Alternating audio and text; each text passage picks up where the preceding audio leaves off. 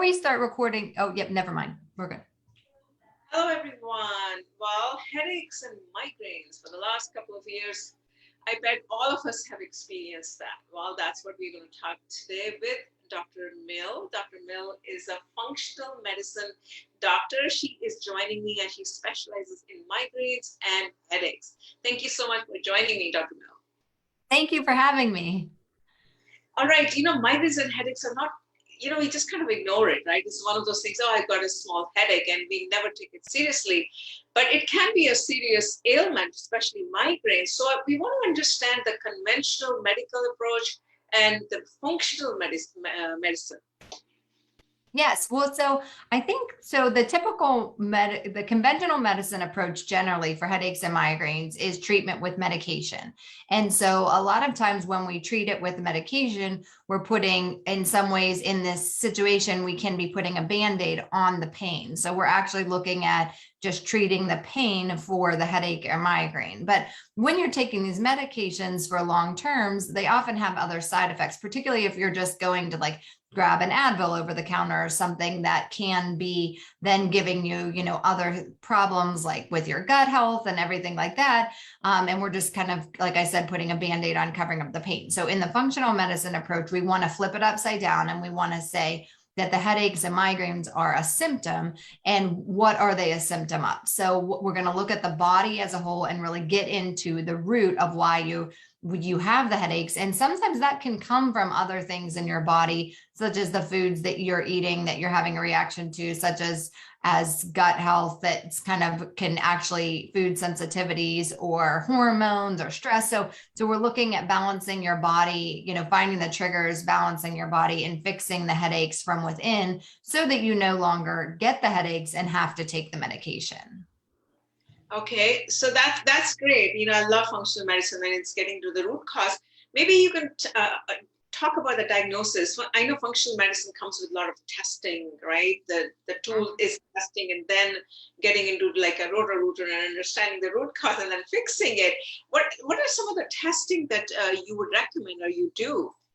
So I guess there are some different tests and that you can do to see. So one of the things we're going to look at is food sensitivities, because we do know that food sensitivities come with symptoms other than just an upset. Sometimes we think of a food sensitivity as something that's going to make us have an upset stomach, but they can actually cause different reactions in our whole body. So we can do food sensitivity tests and pull out those foods that you're having a reaction to, and so that's calming your immune system down. And so sometimes we want to avoid those foods for like 90 days while we're treating the headaches. And then we reintroduce one food at a time every 3 days and see how your body's reacting. Another test that is good for people is specifically with those cyclical migraines. So you hear some women particularly having cyclical migraines at ovulation and then right before their period. And with those women, I would definitely do a hormone test for them and look at all of their hormones, because a lot of times we'll find that can be an estrogen dominant type, situation or something like that. So then we really work at rebalancing their hormones. So we kind of look at everything, what's going on with that unique person and what we need to do to rebalance them in order to get the headaches to clear. So the other thing is, have you observed is there any research or data that talks about common nutritional deficiencies with people who have headaches and migraines? The most common nutritional deficiency is that we see a lot of times is magnesium. So there is a high correlation of people that have low magnesium levels and get chronic headaches. So that's one of the first things that you can just do. You can add foods with magnesium into your diet. And that could be like pumpkin seeds, almonds, spinach, cashews. There's different, just looking, you can really do any Google search and find foods that are high levels of magnesium and see if you can kind of do that to boost those levels. So another, other different things like B vitamins. So like specifically riboflavin is another nutritional deficit. So like taking a B complex, because then you're helping with methylation, can be helpful, and that can get some of those nutrients built up. We want to make sure that you're getting enough energy in your cells. And what about some of the triggers, right? Like I've just read the research on chocolate or some of the things that people who have headaches or migraine, if you eat chocolate, then it triggers. You want to talk a little bit about the food triggers that people should avoid? Yeah, sure. And so the food triggers, I do like to tell people because whenever I work with people, these lists can be really long. And so then they think, oh no, what can I eat? So what you have to look at is not every food that there's research on lots of different foods that are triggers, but not every food is a trigger for every person. And sometimes it's really about the threshold. So sometimes you can eat a certain food. So let's say salicylates, that would be in some citrus foods. And so you could eat a citrus, like you could say like, okay, I had something with lemon and I was fine, but maybe you're eating a citrus food with something that also contains tyramine, because the tyramine food groups, which would be kind of like aged meats and cheeses, they also can be a trigger. So even that combination of foods. So some of the combination, some of the common ones we look for are, like I said, foods with tyramine, foods that have nitrates in them, MSG, and the artificial sweeteners like aspartame. We want to be careful of those. Salicylates are another one.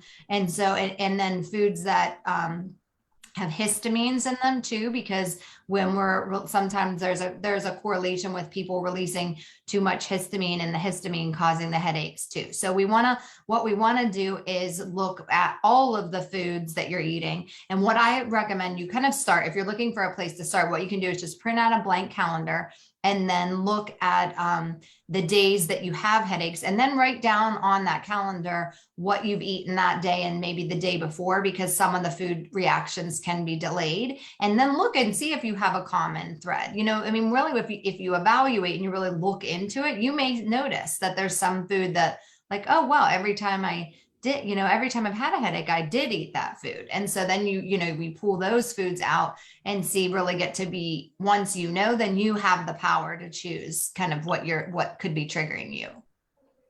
So it'll be a combination of diet modification, to your point. Mm-hmm. What other things would you modify to a client to help manage their headaches and migraines? Another simple thing you can do is make sure you're staying hydrated. We don't think about hydration. We're not always thinking about having that glass of water, but dehydration is another independent factor. So we want to make sure that you're staying hydrated, and we want to make sure also that you're getting hydrated at a cellular level. So we want to make sure you're drinking throughout the day rather than like chugging all your water at one point. Sometimes we get so thirsty, and by the time we're thirsty, we're almost, our body's telling us that we need to drink, and people can chug it and then, eliminate the water. So really making sure you're having that water by you through the day and drinking enough. We want to try to get about half our body weight in water a day generally. And then the other thing that I think that people can just pay attention to, kind of hold the mirror up, is sleep, because sleep is also another independent risk factor for headaches. And so do you get enough sleep? Are you really getting good sleep too? Like, are you going to bed but then waking up? And I think when you really start looking at your sleep patterns, it can be enlightening. I think we just think like, oh yeah, I'm sleeping fine, or but I think when I work with people and they realize how they're actually sleeping, that can also make a difference. And then some other, do you also add in like meditation, yoga, pranayama, those kind of things? Yes, yeah. So we work on, because cortisol is in high stress levels are another. So we work on, the exercise, the meditation, the yoga, deep breathing. We need to bring those cortisol levels down and get you more in that parasympathetic nervous system, because that is another trigger for headaches. So I use what I call the EAT method when I'm working with my headache patients. I see people for all different reasons, but when I'm specifically working with the people for headaches, we work on enlighten. So we enlighten you about, the triggers, like we talked about the food and different, you can do toxins and all the triggers that you have. And then we work on aligning. So in the align phase, we work on stress, we work on hormones, we work on your circadian rhythm, and make sure and get your body back in line. And then we work on thriving and making sure that you have, any other underlying things, and that you have the right nutrients, and that you have the right movement and all of those things in order to like thrive and move on. And really, by the time you get through those, then, we work through supplements, because it's really more about bringing the nutrients back into balance. But then by the time, by the time you get through that, it can make a significant difference for people in the headaches. I think it's shocking because people think, many people that suffer have suffered for so many years and have just been so used to just like, I have to live with this and take the medication. And so then they're like, wow, I don't have headaches anymore. And it's really transformative. It's great. That's amazing. I mean, so much success, right? With just understanding the root cause and cleansing your system from inside out. And that's what you were really doing, and identifying what is the trigger and replenishing it with the ones that will give you energy and nourish you, right? Exactly. Yes. Yeah. All right. Well, this is a quick 10-minute session that we bring on a daily basis. Anything else, Dr. Mill, that you'd like to add before I wrap up? Yeah, no, I think I do have a free guide called, you can go to healyourheadaches.com, and there's 8 steps in that guide too. It's just 8 steps to say goodbye to headaches naturally. And they're just simple things you can get started with. So if you're looking for a place to start, that's that's just a good place to start and see if you kind of can be enlightened by any of those tips. I think that's great. And we are also launching a platform where all the ailments, self-care techniques will be available for less than $10 a month. So stay tuned, and just want to advocate a holistic lifestyle to everyone in the world. So keep supporting us with that. Have a great evening, everyone. Thank you so much. Bye-bye. Thank you.